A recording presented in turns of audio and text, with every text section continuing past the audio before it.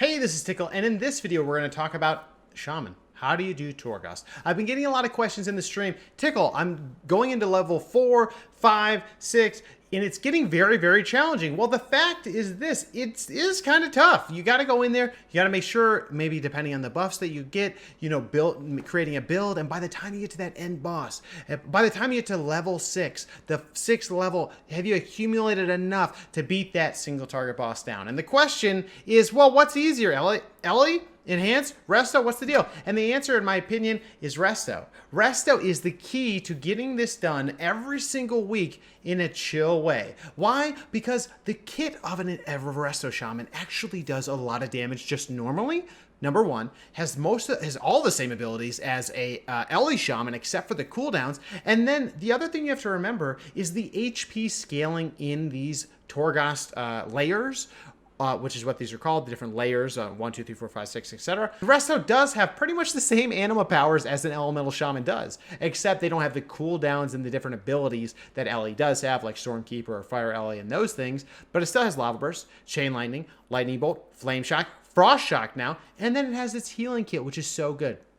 And then the other thing is they've scaled the HP of mobs for Resto already. The HP of the mobs is way lower. I can basically almost one-shot mobs on the first floor of the 4th layer.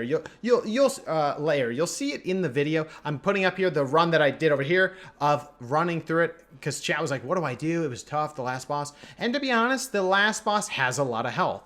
This is something that I think they did tune recently because I was like, I got to the last boss and I was like, dude, this guy is beefy. And it took me a while to kill him, but I got things going and I just had just the right build to kind of push through it without really worrying about it. Otherwise, I think it would have been a little bit more scary. But in general, I think Resto is really the way that you can casually do this on a weekly basis. You need to be doing Torghast every week to max out the amount of Soul Ash. Soul Ash is used for legendary crafting, as we all probably know by now. And the other factor here is that you can only go so far and get so much Soul Ash, but you need to make sure you're maximizing that every week. That's something that people are going to feel like they could get behind on. So it's something that you need to make sure that you take care of. And let's say you're tired, it's Monday night right before reset. If you want to just go through a chill run, go Resto. I'm telling you right now. The only abilities you need, Flame Shock, Lava Burst. You got to do those first. Using Lightning Bolt as a filler, Frost Shock to slow them down. Then you can use your Chain Lightning as AoE. Just spamming Chain Lightning. There's no rotation. It's just one button. So that's it. So that's all you got to do. And really, if you just Flame Shock everything, Resto Shaman actually has a higher proc rate of Lava Surge, the instant cast Lava Burst, than Ellie does. So you're actually getting more procs off. So that's that. The build I went was, you can really run anything as long as you take Echo of the Elements. I recommend taking Earthen Wall Totem because it's very good for tanking multiple mobs, as well as Root Totem. Root Totem is so strong because everything is able to be rooted.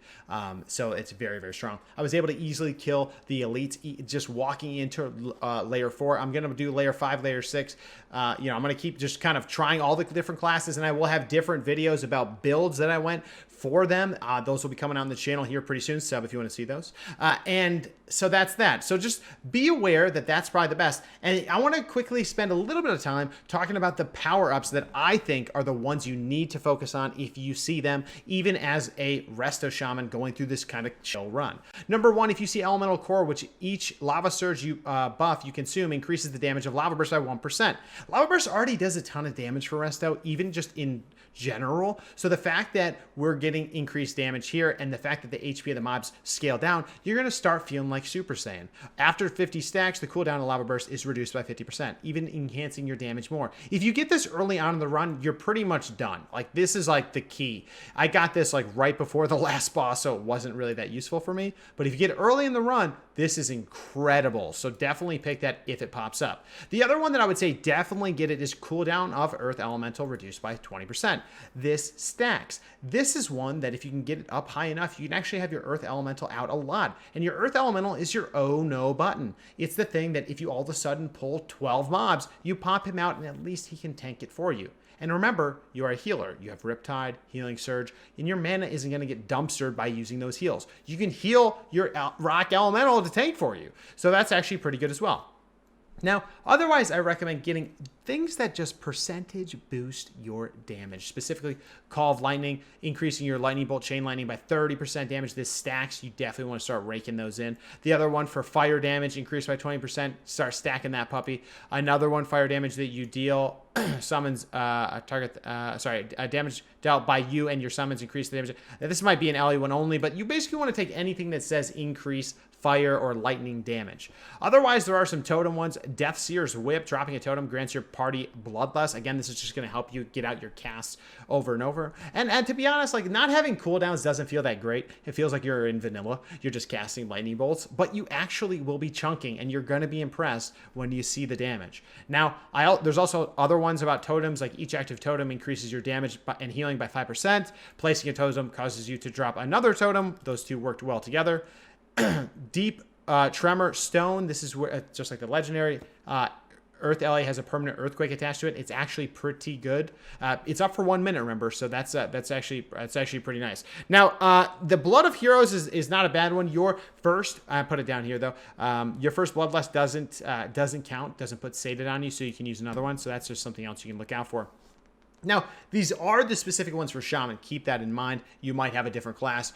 I recommend testing out Resto for Druid, going Disc, doing all of that on healing specs. Paladin, H-Pally is probably such a breeze. Now, the next ones, these are the ones I think are most important for Shaman healing. Unattainable Waters, damage reduced by 25% when you're healed by Healing Stream. Vial of Soothing Waters, healing amount is increased by 100% of your Cloudburst Healing Stream. This is very good. I stacked this one up, liked it a lot. Getting a decreased cooldown on your Wind Shear is huge, actually, especially on the last boss. They always have casts, and you want to be able to interrupt those as much as possible. So those are critical.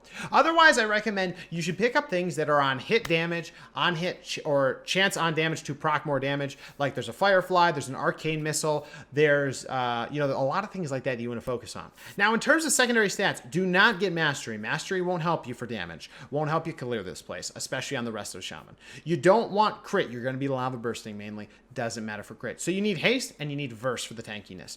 That's what I recommend to grab. Otherwise, when you go see the vendor, he actually tells you what the boss is going to be. I don't know the bosses well enough to give you recommendations on that, but if anyone in the comments wants to add comments about like, oh, if you see this boss, you should take this, but it's all RNG anyway. But definitely pick up the purple kind of soulstone looking orbs, because those are going to give you even more power-ups to help you along your path. So with that being said, I mean, that's basically it. Once you start to kind of grind through things, you will be getting power-ups nonstop, and by the time you get to the last boss, hopefully your kid is equipped enough as the Resto Shaman to just mow him down. I was just lava burst, lightning bolt, and then he was, dying over time, and we got there before he kind of softened rage. But even if he softened rage, I think I could have lasted for quite a while. So that's that. I mean, this is the easiest way to get this done without it being like a chore. And those are the ones that I recommend to go. And that's really it. I mean, I have not had any issues on Resto Shaman doing runs ever. They've always been kind of like, are they as flashy? No, but I actually think that Resto has a way smoother time than Ellie because of the heals. If I ever get in a tough situation, I can drop a slow totem or root totem and then just like run away, heal up to full, and then I can start kind of getting back into the fray. So I recommend, if you're having trouble, if you're having any issues, try Resto. The scaling will definitely help you. And as you get up to those higher levels right now, 5, 6, and then so on, like, that's it. Like, you need to be able to at least fall back on something if you can't get it, because you want to get all that soul ash possible every single week. So guys, with that being said, let me know down in the comments what you think about going in as Resto, or if there's any other tips you have for people in Torghast. Make sure to break those urns, get that Phantasm. I also select the ones with like flat Phantasm in case like I will get to the vendor and there'll be a lot of things that I want, but that's about it. So guys, with put down in the comments anything else for anybody who want to help anybody possible to do these runs. I'll be doing a different run for Enhance, a different run for Ellie, but at least I wanted to just tell you my thoughts about how do you get through Torghast? How do I make sure that I farm that Anima? You don't want to fail. You don't want to do a 20-minute run, fail at the last boss, and do that 3 times. Like, you're wasting an hour. So try Resto if you're struggling. Give it a go. go. Hit up our Discord if you have any other issues or questions. People are very helpful there. We have like 4,000, 5,000 people there now. It's just getting absurd. But let us know down there. And thank you so much for watching the video. I really appreciate it. Hit me up on Twitch every day, 9 p.m., twitch.tv/tiqqledis. And I want to thank all the Patreons and subs. I really appreciate you guys. And if you do like shamans and you do like this video, hit that sub button, hit that like button. And we'll see you in the next one. Take care, everybody.